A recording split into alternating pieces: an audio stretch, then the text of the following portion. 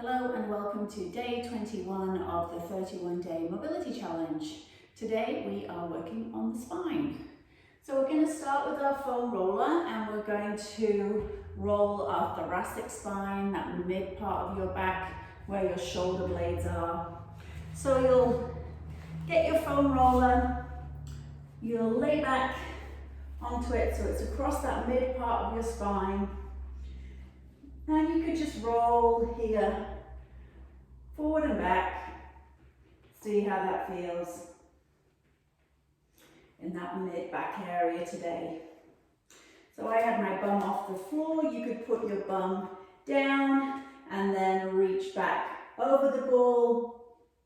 So going into some extensions over the roller, little crunch up with the abs at the top. Breathing. So really seeing how much bend we have in our spine today.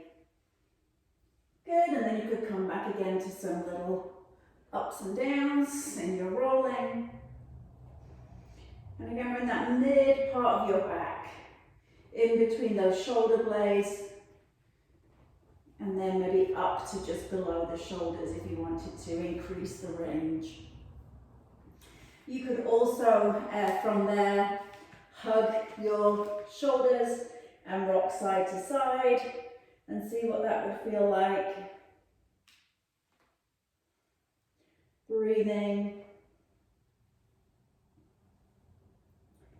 And you could go into a passive bend, so you want to be able to have your head back on the floor, so if you cannot reach your head back down, put a cushion or a block behind you. You can lift your bum up in the air and reach those thumbs back, and then you're just trying to relax yourself down over the roller as much as you can. So stretching through the arms, you could swing the hips side to side, and then see how that feels to drop back over the roller as much as you can. So the main thing is the head supported, and then you can take some time to breathe into your chest. So lots of little variations that you can play around there to try and open up and get a little bit more extension in through that upper back, so we're not so rounded forward. And we're going to switch out the roller for a ball. And we're going to put the ball, if we have a look at the landmark, so you want to find the top of your hip, and then you're going to take the ball away from the spine, out to the side above the pelvis. I'll do this side actually first so you can see. So just take your time to play around and find that right spot. You can cradle the head with your hands, or you could put a foam block underneath your head for support. And then you could lift your bum and rock side to side.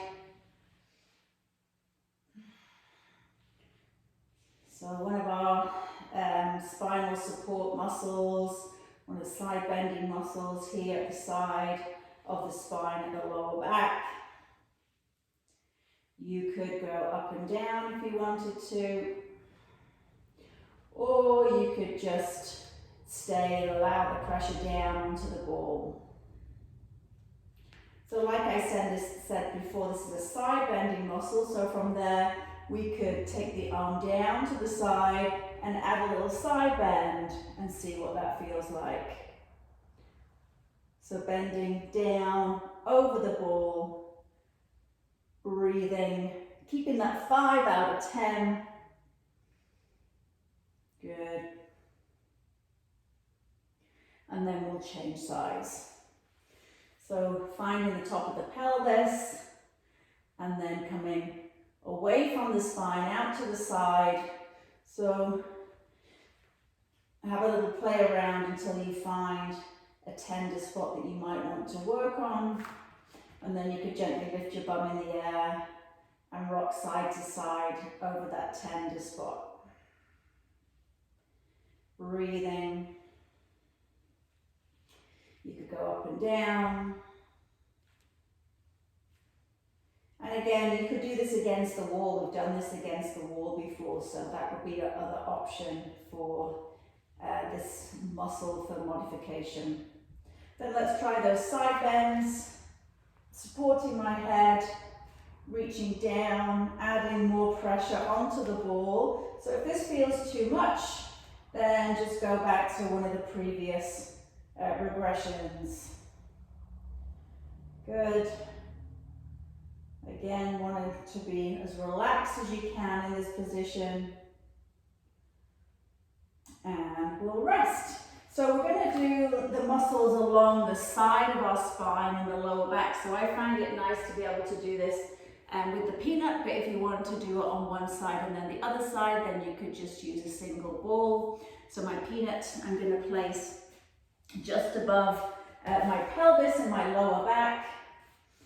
And then I'm going to allow my body to just fold over the peanut.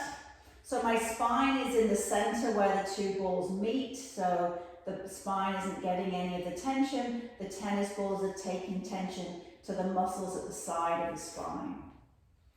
So again, from there, you could do a little rolling in that spot. You could do a few pelvic tilts. So squeezing the bum and lifting the bum up and then arching the back over the ball. So you'll do your first position and then you're gonna, because these muscles are long throughout the spine, then you can move to your next spot. Allow yourself to just see how it feels sinking down into the balls first. And then if you want to add some pelvic tilts, you could do that. You could lift the bum and rock up and down. So again, play around with whatever feels good for you. So when you've spent some time on that location, we're going to move up again. So we're going to go all the way up until we get to more of our mid-back, and that's where we'll finish with the peanut for today for the spinal erectors. And again, up and down. And we've got that pressure, 5 out of 10. You could cradle your head. And equally, if the tennis balls feel too intense, you could use the foam roller. Instead, it's not going to be so isolated, but if it means you can relax into the position, then I would use that rather than holding your breath because it's too much with the balls. Okay, so let's remove the peanut and let's move into our first stretch today. So we're going to do a lying half moon. So what I'm going to do is I'm going to take my legs over to one side of the mat, and then I'm going to cross my top leg over my bottom leg. I'm going to try and stick my hip out to the side, and then I'm going to reach my arm over my head, and I'm going to pull my arm to the side as well. So I'm trying to make a half moon shape with my body. So my feet are one end of the moon, and my arms are the other end of the moon, and I'm trying to bend at the hip to make that moon shape. So try and breathe into the side body or wherever you feel the stretch in this position. Maybe it's the armpit, maybe it's down the outside edge of the leg, maybe it's in through your sides, in the abs. A few more breaths here. Trying to be your best half moon you can be today. And then we'll straighten ourselves out on the mat. We'll take our legs to the other side. And then the inside leg goes to the outside leg. And I'm going to push my hips out to the side a little bit. And then I'm going to pull my arm over to make my other end of the moon with my arms. So you can shuffle around to make your best C shape, your moon shape that feels the most manageable for you out of that 5 out of 10 range. And again, it might feel different on sides. For me, I'm definitely feeling it more in through my obliques here on this side than I was on the other side. I was feeling it more in my upper body. So it just depends where you're tight to where you'll feel it. So no right or wrongs. And remember, sometimes if you're in a stretch and you don't feel something and you feel that you're in a good position, maybe you're just not tight in that muscle on that day. So don't try and search for tightness. If it isn't tight, then don't worry, move on to the next one. So from our half moon, we're going to go into a child's pose. We're going to do a 10 o'clock and a 2 o'clock position. So feet together, you can take your knees as wide as works for you. You'll walk your hands out, arms are straight. And then we're going to move our arms out to 10 o'clock on the clock. Press the hands down, feeling that stretch more isolated in through that side body, coming into the lats on that side. Breathing. We'll take our outside hand onto our inside hand and add a little bit of extra pressure, pushing that hand down. Trying to breathe into where you feel the stretch and breathe out and let that tension go. So your ears are between your arms. I'm not letting that head drop down. I'm trying to push away through the floor so my elbows are off the floor in an active position. So we'll come past 12 o'clock and go to 2 o'clock on the other side and keep the hands apart to start. And again, active arms, elbows off the floor, pushing your hands actively into the floor. Feeling that stretch through that side body, into the armpit maybe. Breathing into where you feel the stretch. We're going to take our outside hand onto our inside hand and press down. Increasing the intensity of the stretch. If that's too much, take your hand back so the hands are separate. So whatever works best for you. Breathing. Really good opportunity to practice your breathing into your side body, into that armpit area. And we would do a minute on each side and then we'll come back to the center. So I'm going to come all the way down onto the floor. We're going to come into some Supermans. So what that's going to look like, my feet are hip distance apart and then my arms are shoulder width apart with my palm down, my thumbs up, and I'm going to take my head down to the floor. If you would rather have a block or something to rest your forehead on in this position, then go ahead and grab something. So then I'm going to do alternating opposite arm, opposite leg. So I'm going to lift my right arm and my left leg, stretching like someone's trying to pull me from my big toe and pull me from my fingertips. And then I'll relax down and then I'll change sides. So left arm, right leg, squeezing through your bum. Really what I'm looking for is extension rather than height, that you're really lifting away, pressing the leg back, reaching the arms forward, breathing as you do so, coordinating that timing so both lift off at the same time, stretch, stretch, stretch, squeeze your bum, and then they both come down at the same time. So you would do about a minute of these, keep changing sides, reaching opposite arm and opposite leg, making sure that you're not holding your breath as you reach. And again, I don't care how high you come. I wouldn't want to see you trying to lift up as much as you can and then the leg bending and the arm bending. I'm looking for that nice long limbs, nice and extended, point the toes, reach the fingers, thumb stays up. So some people find that quite intense on the lower back. So if you feel that you want to just sit back into a child's pose just to bend your back the other way, then go ahead and do that. So then we're going to move on to our back and we're going to do something similar. So that was mainly working our back extensors. Now we're going to do something similar for our abs. We're going to try that dead bug. that we've been working on. So my knees are going to come up above my hips, my feet, my shins are kind of parallel, and my arms come up, thumbs pointing back. So same as with the Superman, we're going to reach one arm back and the opposite leg back. Before you do that, make sure that you have light pressure down into the floor through your lower back, so you feel that your abs are engaged. So if someone was to come and punch you now in the abs, you would be kind of ready for that. And your ribs are pressing down to your hips, so you're trying to squeeze your hips and your ribs together. So you're trying to keep that now as you move your limbs. So I'm going to go right arm, left leg down, just before I would touch the floor, and then I would bring back up, reset, and then change sides. So this can be a cognitive challenge for some people, trying to coordinate the opposite arm and opposite leg. So think about the movement first, and then check in to see what muscles you are working.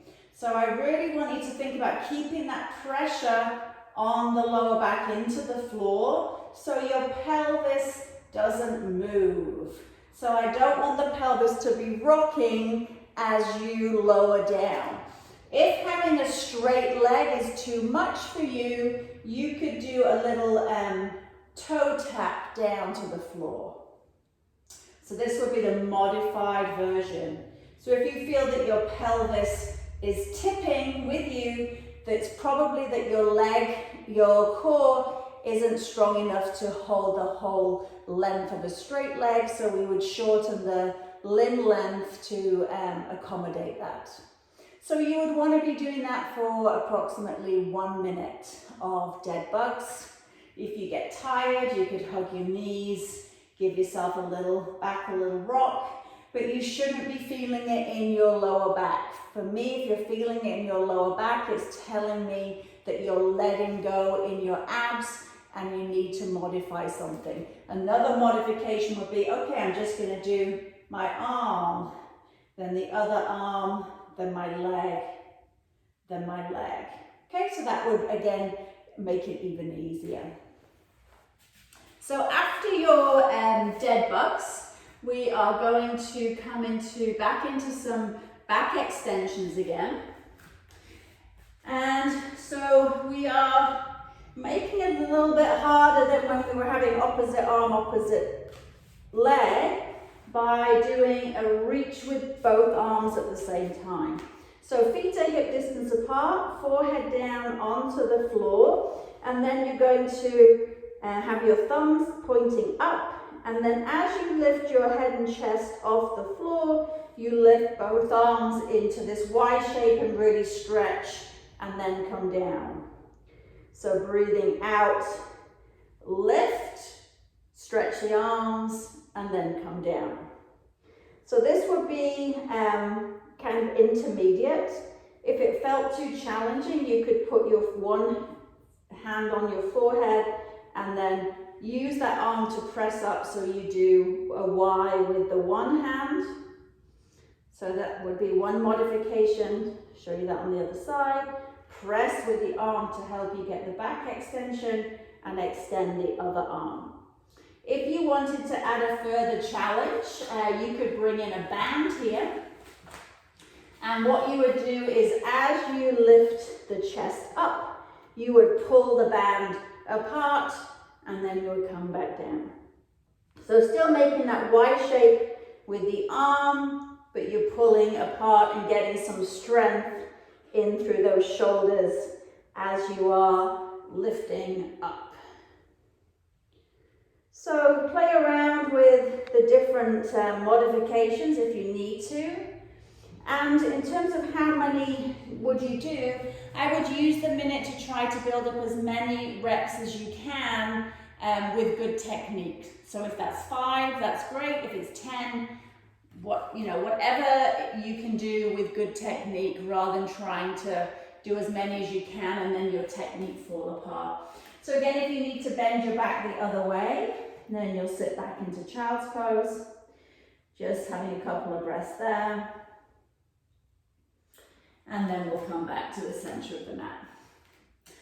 So from there, we're going to come into our hinge position, and we're going to do a combination of T's, Y's, and W's.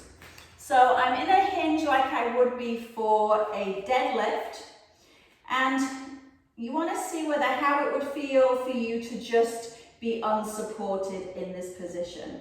So if that felt a challenge for you, you could just do this single-sided and have support with one hand here and just let one arm do the movements. But if you feel comfortable, then you would do both hands at the same time. But I need you to be able to keep this lengthening through your back, your chest pressing out and forward, and a nice flat back. So if I was to put a rod down my back, so from the back of my head to my bum should be like a ski slope and in one straight line, not rounded in the back. So really to be strict on whether you can keep that position. So for our first shape, our T, we're going to take our thumbs out and we're going to press the arms out to the side. So you would do between 5 and 10 reps of the arms coming straight out to the side in a fly motion, in line with your shoulders, keeping contracted through your core, squeezing those shoulder blades together as you press the thumbs open. So this is called a T. So from the T, we're going to go to a Y, so thumbs point forward. If you feel like, oh, I just need to let my back relax a little bit, then stand up, reset. And then for the Y, thumbs point forward and arms go up and by the head and out in a Y shape. Breathing out and stretching up, trying to keep that core nice and engaged, noticing any difference or restrictions between sides. I also feel my hamstrings really lit up because they are holding me in the position like they would be in a deadlift. Breathing. So we've done we've done T, we've done Y, now we're going to come to W, so rest if you need to, coming back into your hinge. So for our W, palms face backwards, elbows come out to the side, rotate into the shoulders. So now I'm in my W up here, rotate down and come back down. So elbows out to the side, rotate through the shoulders up and down. So making my W shape. Tummy's tight. Good, hamstrings are loaded. Making sure I'm breathing. So I would show you the modification if I was doing it with one arm, here, here, or I could be higher on a countertop with my elbow if that felt more comfortable and enable you to keep that position in through the core. We're coming down on the floor into a glute bridge now. It's going to be slightly different to how we did it before because we're going to try and take more weight on one side. So this is called a B stance. So I'm going to dig my right heel into the floor and lift my toes, and I'm going to try not to put pressure, as much pressure on that leg as I do my leg that my foot's on the floor. So I'm going to try and put more pressure through the left, lift up, and then come back down. So my right leg, the one with the toes up, is acting more like a kickstand of a bike. It's just supporting me and holding me up a little bit so I can really work on that left side with my foot down. So breathing out as you lift up, squeeze through your bum, trying to make one leg work harder than the other to put the focus into that one side. If that felt okay for you and you wanted to lift that foot off the floor, then the next progression would be to take it into a single leg glute bridge. If when you go into that position, your hamstring cramps straight away, I would come back to the B stance and try and get back into your glutes. And then if you want to try again, see if you can get into your glutes as you lift the leg. So remember that clenching through the hamstring is telling us that the brain wants to use that hamstring over the glutes. And if it's doing it in this low level activity, then it's probably doing it in a lot of other areas in your life. So we want to create those pathways to tell your brain to tell the right muscle to work for particular movements. So this is a glute bridge. We want it to be in the glutes, so we're trying to reinforce that brain to muscle connection. So let's try it on the other side. And again, just be aware of differences between sides. One side you feel it more in the glutes, does the other side the hamstring want to work? So just be curious as to kind of what your habitual patterns are with your muscle use and what are your go-to muscles. So I'm thinking about squeezing the bum and pressing the foot into the floor and trying not to put much weight onto the other side. If you wanted to bend the leg and lift it off the floor and see how that felt, then you could do that also. Some people go, well, I feel it quite strong in the front of my thigh. Remember, for our glute to fully contract, the opposite muscle, our quad, has to fully extend. So you will feel like that extension and that leg stretching to be able to allow the contraction in through the glutes. So again, playing around with the different positions, either heel down on the floor, light support, or if that even feels too much, you can be in your regular glute bridge with both feet on the floor, trying to really get into the glutes more than anything else. Okay, so we're going to go into our breathing, which is going to be laying on your tummy and with one cheek to the side. And then arms down to the side, palms are up so your shoulders can collapse down to the floor. And you're going to spend 1 minute with your cheek on one side and then the other minute with your cheek facing the other way. So use this time in prone, lying on the floor, face down, to think about breathing into the belly. You have the floor to press against as you inhale to give you that tactile cue to help you to direct your breath into the belly.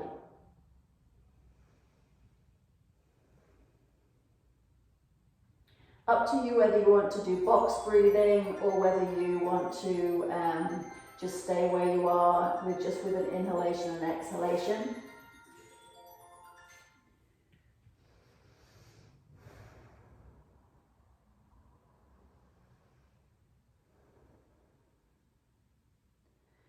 So now let's redirect the breath to more into the chest.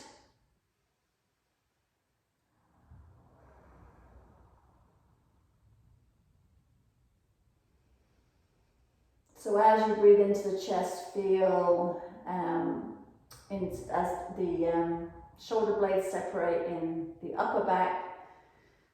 So how that breathing into the chest affects the upper back.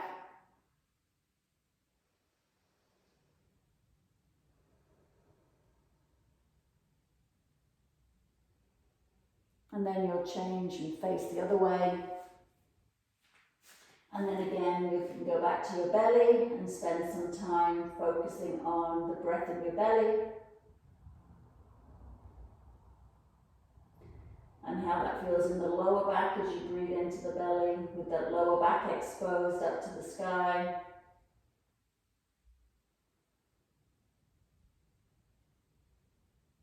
So you could spend 30 seconds in the belly on this side. And then when you've done the 30 seconds in thinking about your tummy and breathing into the lower abdominal area, then think about then breathing into the chest, how that feels on this side.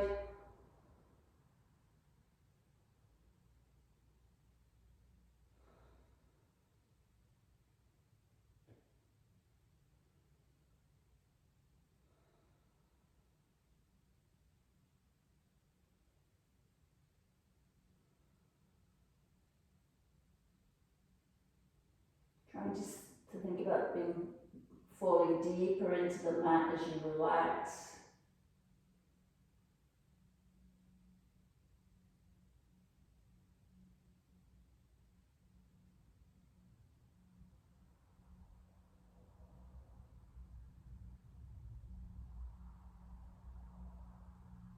And then when you're ready, you'll press yourself back up, maybe into a little child's pose, and then coming up. That's the end of our session today. Thanks for joining me, and I'll see you again tomorrow. Take care.